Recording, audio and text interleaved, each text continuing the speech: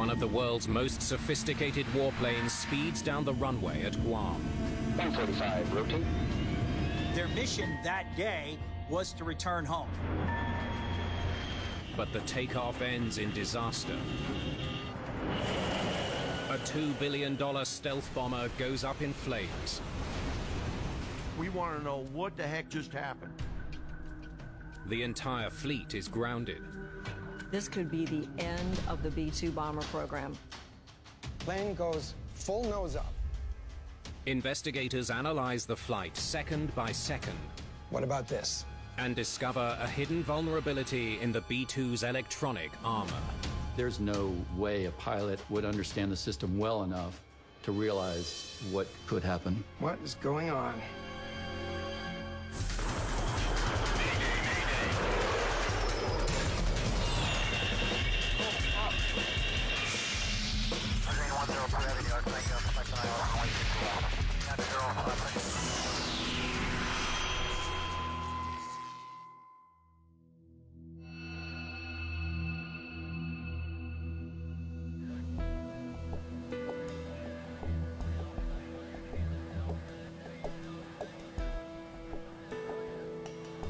You're good to go, sir. Thank you. Major Ryan Link and Captain Justin Grieve are ending a 4-month deployment in Guam. Better? Yeah, looks good. Okay, let's head home then. Copy that. Anderson Air Force Base is both a training facility and a launching point for U.S. military operations in the Western Pacific.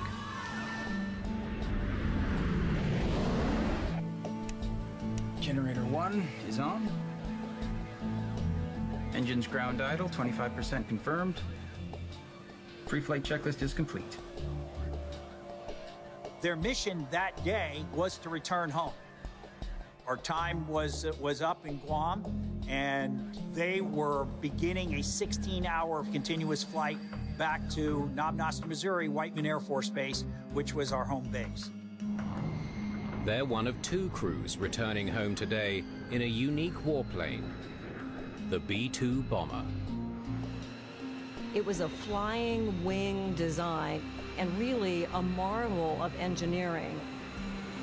The Air Force ended up spending $44 billion to develop and then field the fleet of B-2 bombers. Developed in the 1980s during the Cold War, the stealth bomber was designed to evade Soviet radar. There are only 21 of them in existence. It can sneak in with much less chance of being detected either by enemy surface-to-air missile defenses or enemy fighters. Tower, Death 5, startup is complete. You can activate our flight plan. Refueling number 1 will be at ARCP Charlie at 0735 Zulu. Expecting to onload 51,000 pounds. Control point Charlie, copy.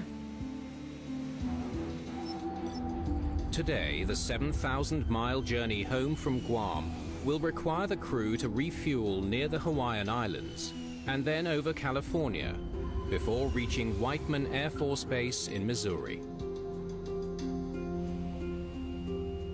Major Link is a qualified instructor on the B-2. Captain Grieve is an experienced pilot with more than 2,500 hours of military flying experience. They are among only 300 pilots qualified to fly the B-2. The aviators in the B-2 at that time were the absolute best of the best. They were hand-picked. They were vetted extensively. They were truly an elite group of aviators. Grieve and Link are second in line to take off. The plane they're flying is named Spirit of Kansas. Every B-2 bomber is named after an individual state, except for 2. There's a Spirit of America and a Spirit of Kitty Hawk.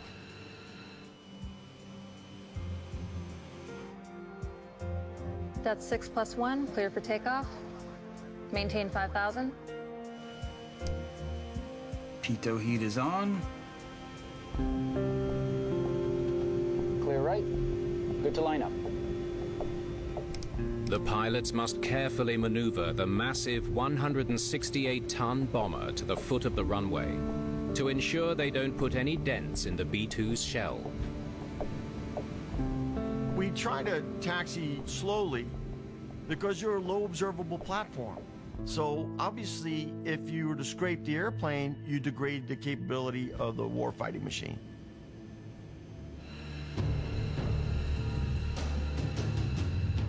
Death 5, go channel 5. Death 5, copy, channel 5.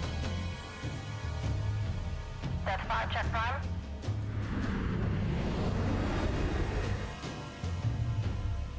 Our lead is airborne, we go in 60. On this flight, Captain Grieve is the mission commander. What's different is the captain, you would think the aircraft commander, is actually in the right seat. And we call him a mission commander. And the pilot is in the left seat. Bust MCT.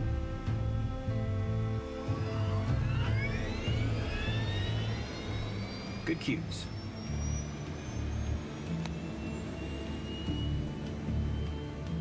The very first time I flew the B-2, I felt like I was a bird. It was so smooth. You just slightly touch the flight controls and she does what you want.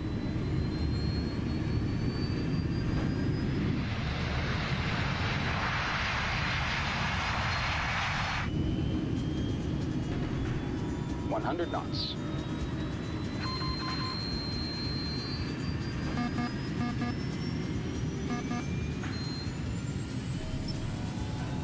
What was that? FCS caution. Stop or go? Go. Warning rescinded. In the B-2, there's two different kind of caution lights, the red one and a yellow one.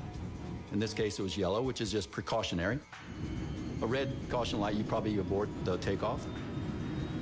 145, rotate. Spirit of Kansas lifts off the runway at Guam. Almost immediately, the massive bomber pitches up dramatically. Next thing they know, they're going straight up. The momentum of that maneuver up caused their pilots to experience about 1.6 Gs. The aircraft's no longer doing what it's supposed to be doing. Full power. The B-2 isn't gaining altitude.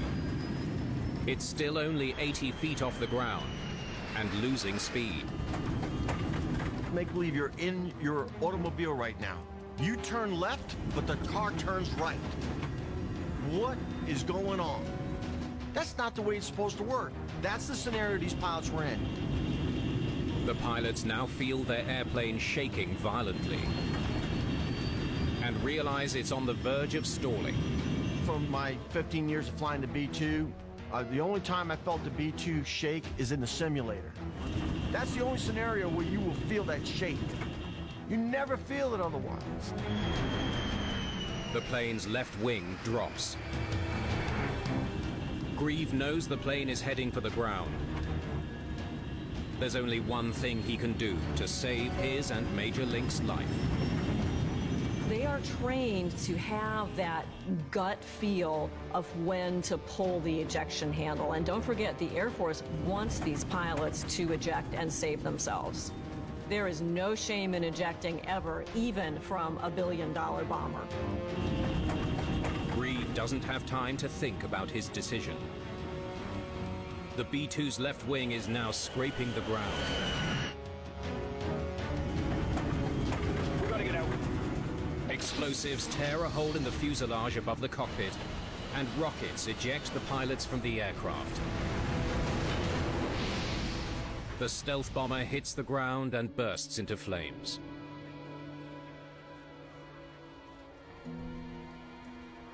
Alert 1, runway 6, Romeo, runway 6, Romeo. I'm stunned. The B-2 has gone through 19 years and 3 wars without a crash. This is unheard of. One of the world's most advanced warplanes has been incinerated during a routine takeoff. The whole world is left wondering what went wrong. For 2 straight days, firefighters at Andersen Air Force Base in Guam battled the flaming wreckage of B-2 bomber Spirit of Kansas. With a price tag of $2 billion, this is the most expensive aviation accident of all time. The crash at Guam did shake us to the core, in that we want to know what the heck just happened.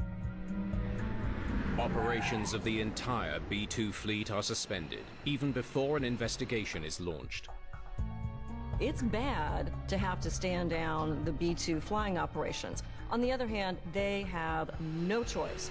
They have no idea what's gone wrong inside that B-2, and they have to find out before they risk any more B-2s in flight. The U.S. Air Force appoints the well-respected General Floyd Carpenter to lead the investigation. Because of the high-profile nature of this accident, I think they expect a lot of media interest. And so as a senior brigadier general, I was picked, I think, to get the airplanes back operational and cleared to fly again. You're never going to believe this. Investigators watch the accident unfold on security video. Great to have the video, and we were able to glean a lot of information from it. Video of the takeoff shows that as the plane lifted off, it pitched nose high. Your first reaction when you see that airplane pitch up is like, what are they doing? The plane then drifts left before the left wing scrapes the ground. Left wing falls off and hits the ground. And through that whole thing, you were thinking, where is the crew?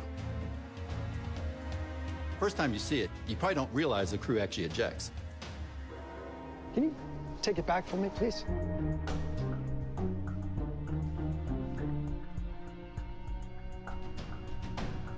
Stop. That's the pilots. 1 and 2. The video shows the pilots ejecting just as the plane hits the ground. Both pilots have been taken to hospital for evaluation.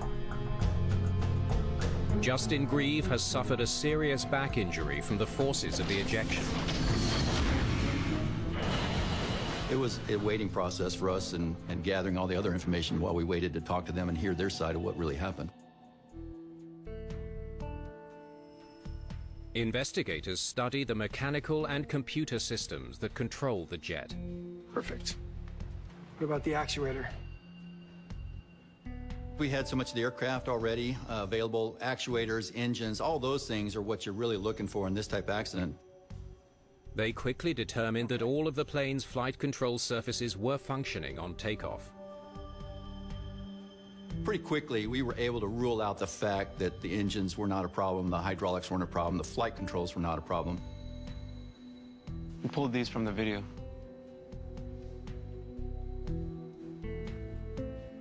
Up, up, up. It's a beautiful sunny morning. Why does a bomber pitch its nose up and crash in a fireball on the runway at Guam? Is this a weight and balance issue? In any deployment like that, it's not uncommon to load aircraft with spare parts or other equipment that you might want to get home but not wait to ship home. Some classified material going back to Whiteman, personal belongings, gear. So center of gravity became a big issue for us. Could it have been that? Not enough to disrupt their balance, sir. The B-2 is capable of carrying 40,000 pounds of weaponry. But Spirit of Kansas wasn't carrying any bombs or other heavy cargo that could have shifted on takeoff. We found out that there really wasn't a lot of equipment. There were no munitions being carried. So everything was in balance as it should have been. And so center of gravity was ruled out pretty quick. Investigators look more closely at the takeoff rolls of both B-2s on the day of the accident. For clues as to why Spirit of Kansas couldn't get airborne like the plane just ahead of it, Spirit of South Carolina. Okay, pause it right here. Okay. So South Carolina lifts off just past that taxiway, right about here. Because we did have video, we were able to look at the takeoff roll of the lead aircraft compared to the second aircraft. And stop. Okay, our guys lift off just past that runway light, which is this guy right here. Look at that. We found out that Spirit Kansas took off 1,500 feet shorter than its lead aircraft. What is going on? Again, video helped us understand that takeoff roll was shorter, but didn't understand why.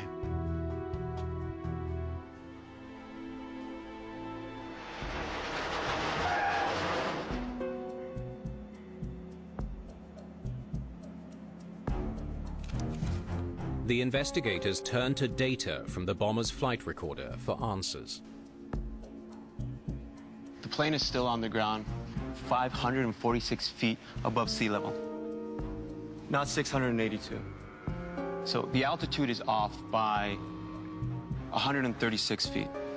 Now, sir, there is no way he got up to 145 knots using only this much runway. Agreed.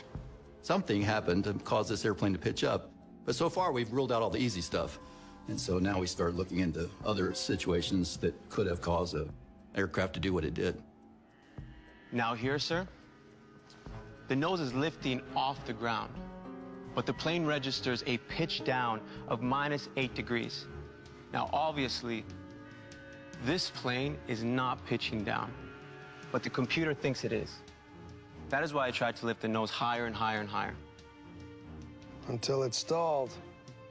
Once we got the performance parameters of the aircraft, and we were able to determine that the airplane thought that it was -8 degrees angle of attack, then you start going back to say, why did it think that?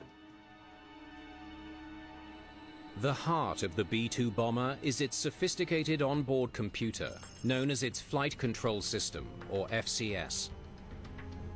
Without it, it would be impossible for pilots to make all the calculations necessary to keep the unusual aircraft flying.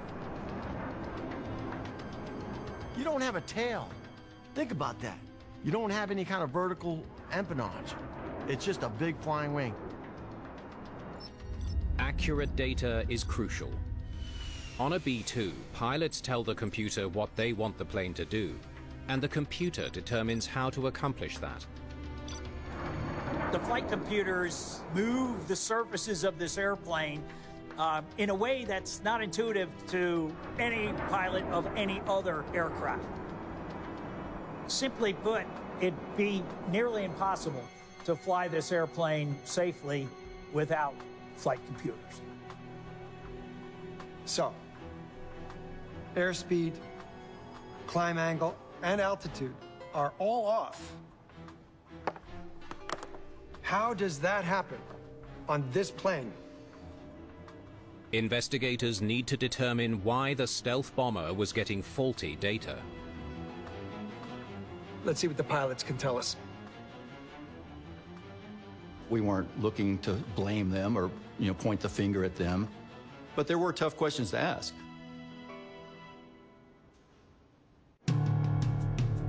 Three weeks after the accident, the pilots of Spirit of Kansas agree to be interviewed by investigators.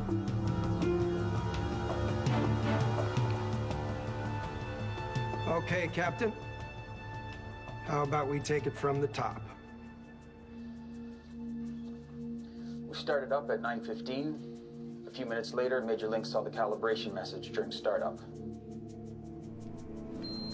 The pilots tell investigators that they received an unusual computer message shortly after startup. Never seen that. Me neither. Hey, Chief, we're seeing an air data cal message. Can you send someone up here to clear that up? Air Data Cal stands for Air Data Calibration. In the simplest terms, the air data calibration gives the aircraft its orientation to the universe. There are 24 sensors flush-mounted near the nose of the B-2 that constantly measure air pressure. The plane's computer uses those readings to calculate altitude, airspeed, and angle of attack. All 24 systems have memory in them, and they're measuring themselves against all the others. And so if they get out of balance, if one is reading too low or too high, it calls for an air data calibration, and the pilots see that. When that occurs, they call out maintenance. Okay. Let's see what we can do to clear this for you. Can you put it in maintenance mode for me?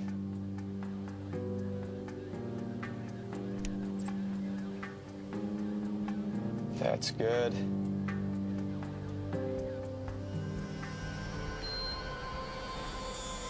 You're good to go, sir.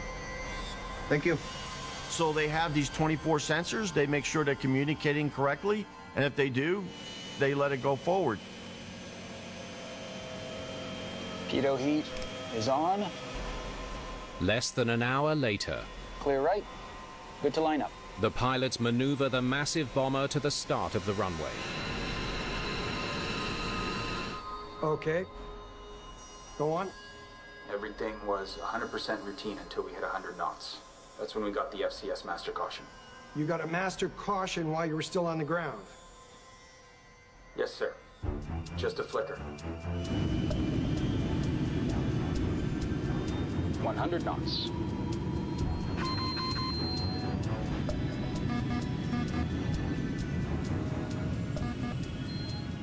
Before I could even push the button, it rescinded itself. What was that? FCS caution.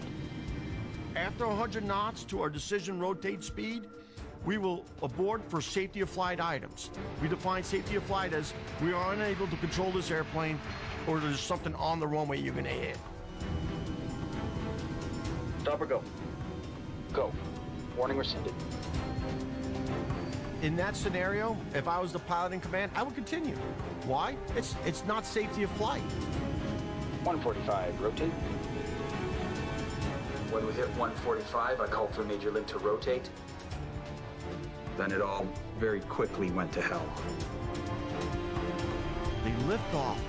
The flight control computer senses a problem, so it pitches up. Pilots try to go nose down. Full power. They go max power, but the airplane is trying to stall them. Major Link was trying to push it back down, but it wasn't working. It wasn't having any effect on the plane. We were basically just along for the ride. And then the left wing just drops. And I know we're done. We gotta get out. Then I pulled the handles.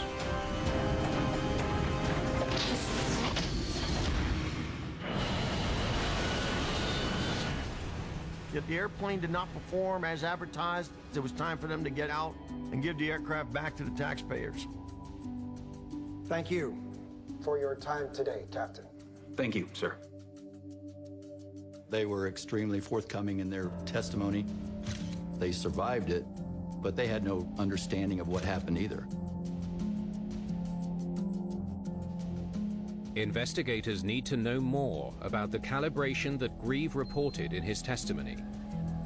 It's not part of the plane's regular startup procedure. If a sensor provides a reading that differs significantly from the others, a recalibration is done that tells the wayward sensors how much they're off in order to bring them back into agreement with the others. These three weren't just off by a little. They are way off. And they need a very big adjustment to get them in line with the rest. And we're not sure why, sir. 100 knots.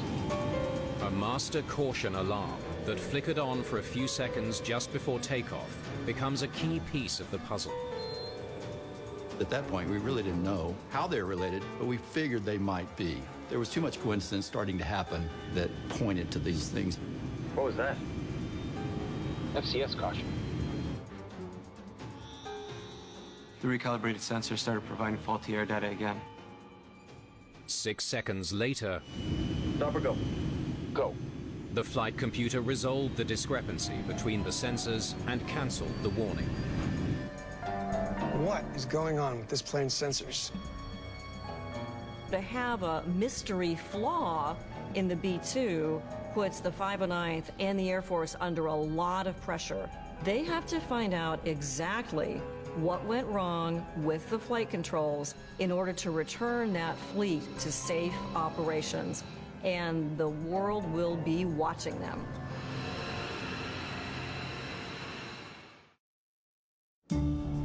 Okay, so let's start at the top.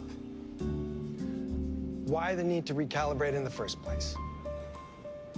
It was a procedure that a lot of pilots had never seen and maintainers didn't do very often.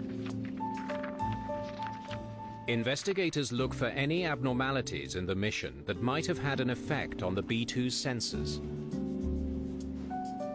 Huh. So, they got delayed by a day. What had happened was Whiteman Air Force Base in Missouri had a severe snowstorm.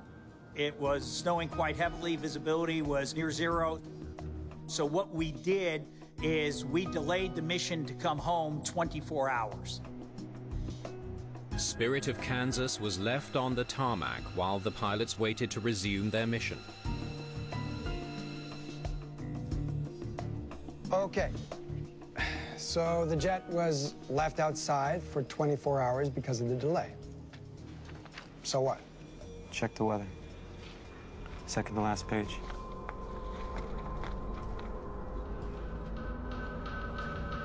Holy smokes. That is one hell of a lot of rain. Weather records show that a tropical rainstorm settled over the airbase the night before the accident. Tell me, a rainstorm didn't take down a $2 billion airplane. Decisions were made, and these B-2s were left outside in this particularly heavy rainstorm. Okay, let's flood these two. Investigators run tests on B-2 sensors to determine the effect rain may have had on them. And stop. Gotta be kidding me. Tests confirm that the sensors exposed to the heaviest rainfall got saturated and needed recalibrating. Even prior to that, when it was in test and development, we'd never experienced that much rain on the system, so no one really knew how that would adversely affect the operations of the B-2. The reason no one realized how heavy rain affects the B-2 is that it's almost always parked inside a hangar at Whiteman Air Force Base overnight. Even if it's flying a mission over Afghanistan or Libya, it returns to Missouri. The B-2's occasional deployment to Guam presented different weather conditions. Could heavy rain be the simple explanation for this accident? This would not have happened in a desert environment. This would not have happened at Whiteman. But Guam is very unique. They left the B-2 parked out all night in the rain. The moisture got in there. See, something just doesn't add up. They did the recalibration. You're good to go, sir. But they still ended up with faulty data. That nearly killed them. Yeah. A state-of-the-art military jet put itself into a stall because it was getting faulty data about its climb angle. Investigators still don't know why. The B-2 has always operated under so much pressure and scrutiny. If they can't figure out what went wrong that morning on Guam, honestly, this could be the end of the B-2 bomber program. Okay, so they recalibrate at 09:34. Nearly an hour later, the master caution lights up because of an air data issue. So, what happens in those 56 minutes? Investigators review what the pilots told them about the flight. Routine taxi, they hit the pitot heat, wait for the timer, and they're off. So, what about this? There are small heaters connected to each of the plane's sensors. Just before takeoff, the pilots activate the heaters so the sensors don't freeze up when the plane reaches cooler temperatures at higher altitudes. We can't take off, advance the power, and go down the runway until we put the pitot heat on. Pitot heat is on. It's essential that those sensors are getting heated. Investigators wonder if the pitot heat could have affected the recalibrated sensors. Clear right. Good to line up. We didn't know enough to really put them together. And so we had to go get better understanding of the system, and we did that through engineers that actually built the system.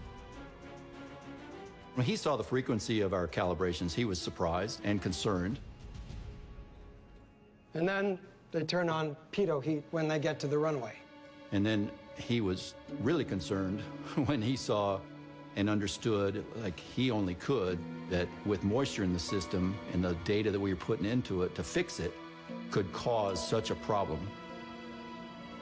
On the day of the accident, turning on the pitot heat had a consequence that no one anticipated. Recalibrating the sensors brought the 3 wet ones in line with the others. But turning on the pitot heat boiled away the moisture, bringing the sensors back out of alignment. Thrust MCT. So the data that was put in on the calibration now is invalid again, and the flight computers are now trying to resolve the issue with these sensors. But the discovery doesn't explain another key event during the short flight. What was that? FCS caution. Why did the faulty air data warning disappear 6 seconds after it came on? Stop or go? Go. Warning rescinded.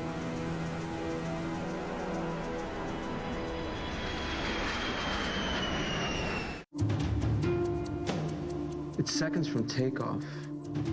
U.S. Air Force investigators look into the logic guiding the B-2's flight computer.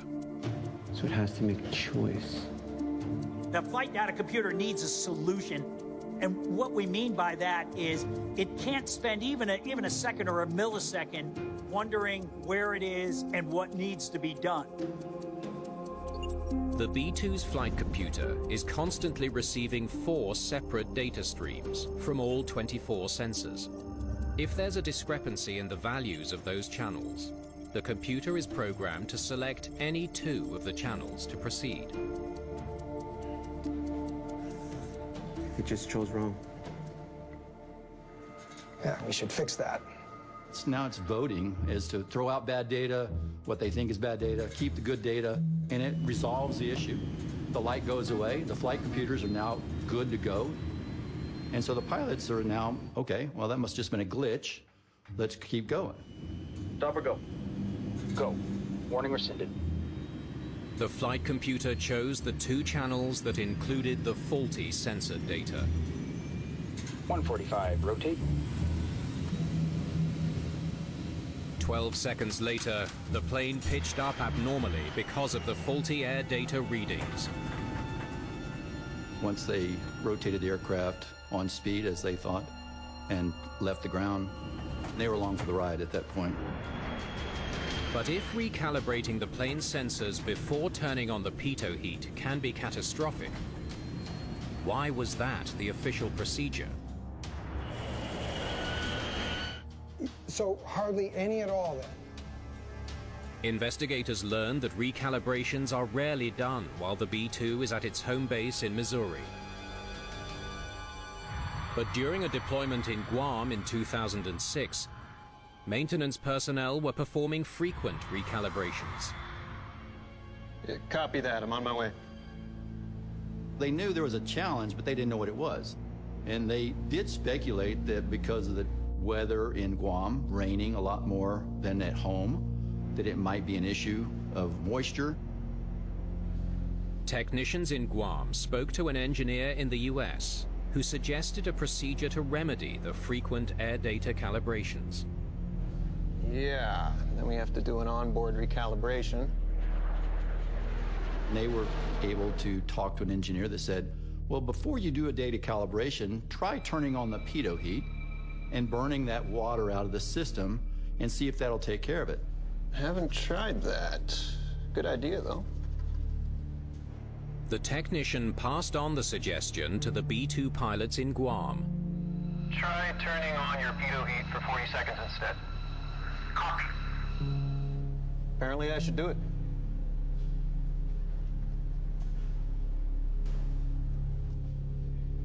Yep, but our guys didn't do that. Can you think of a reason why? Investigators learned from technicians at Whiteman Air Force Base that the procedure for activating pitot heat in response to an air data calibration message was not officially adopted. Really? Why the heck not? Some crews knew about it, some did not. Pilots back at Whiteman who were not there never heard of it, and the maintainers had never heard of it.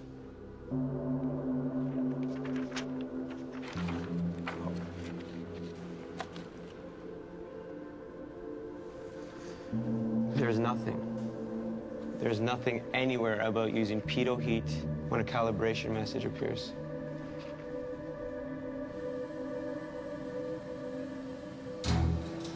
You're good to go, sir. Neither Ryan Link, Justin Grieve, nor the maintainer assigned to their plane was ever told about the moisture issue or the informal procedure for rectifying it. Better? Yeah, looks good. The maintainers that morning were following the tech orders, which tell them exactly what to do in the pre-flight. But for some reason, this new workaround to compensate for the moisture just hadn't made it into the manual. And that's a little bit of a tragedy. So these three are wrong. What if they'd used pitot heat instead of recalibrating?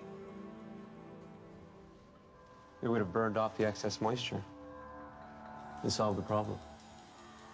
No faulty air data, no accident. If information had been shared from previous deployment 2006 to 2008, this accident could have been prevented. Hey, Chief, we're seeing an air data cal message. Can you send someone up here to clear that up? The maintenance personnel that came out to the aircraft that day of the accident did everything exactly right. They were just doing the procedure they were taught. I mean, it doesn't seem like anybody understood what these recalibrations could do. The investigation has uncovered a catastrophic gap in the B-2 crew's understanding of the link between calibrating sensors and flight controls. 145, rotate.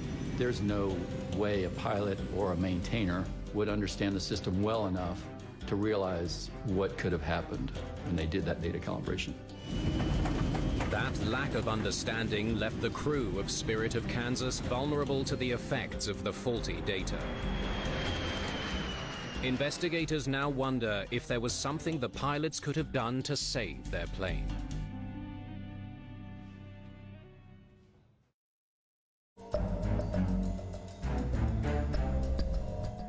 "18 seconds to get this plane under control." Was it even possible? Investigators re-examined the crash sequence to see if the pilots of the B-2 bomber Spirit of Kansas could have prevented their aircraft from crashing at Guam. 145, rotate. Certainly, no B-2 pilot wanted to be the first to eject from a B-2. Plane goes full nose up. He pushes full forward and goes full power.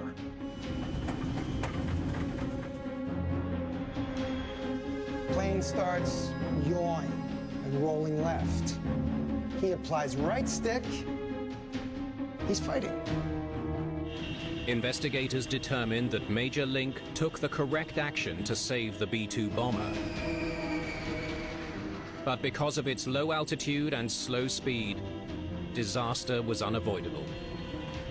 Ultimately, this was a no-win situation for the crew. As we determined with hundreds and hundreds of simulations afterwards, no one could have flown this aircraft out of that situation.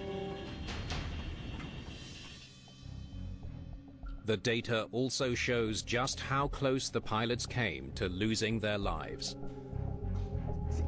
They are seconds away from impact, and they still hadn't pulled the handle. If they had delayed even a fraction of a second later to eject, they most likely would not have survived. The video of the accident shows that the plane's left wing was already scraping the ground when the pilots ejected. We gotta get out.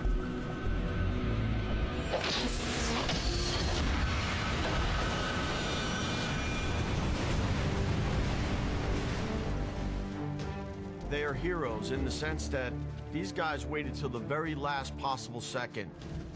I don't know of many other people that can say that they waited till the wingtip hit the ground before ejecting. Can you imagine that? All pilots in the Air Force are good or maybe even great, but these guys were truly outstanding. And they were very, very close, despite everything, to actually saving that aircraft. One of the most sophisticated warplanes on Earth was brought down by a combination of poor weather. Who would have guessed that a bit of moisture would have led to all this? And poor communication, which left Grieve and Link without an understanding of how recalibrating their sensors could lead to a serious flight control issue. 100 knots. This accident didn't happen because of bad data, not because of bad software, not because of bad weather, not because of bad decision-making. 145, rotate. It happened because of bad communication. In the end, safety is everything. It doesn't matter if it's an airliner, a fighter jet, a space plane, or a stealth bomber. Full power. Safety is critical, and safety depends on communication. The Air Force investigation underscores the need for pilots to be kept informed about the technology controlling their airplanes. Do you really, really want to leave the defense of your families, your children, your grandchildren to a computer? Or do you want to leave it to the greatest asset that we have, and that is the human brain? In spite of being involved in the most expensive aviation disaster in history, Major Ryan Link and Captain Justin Grieve went on to have successful military careers. The B-2 was back in the air 2 months after the crash.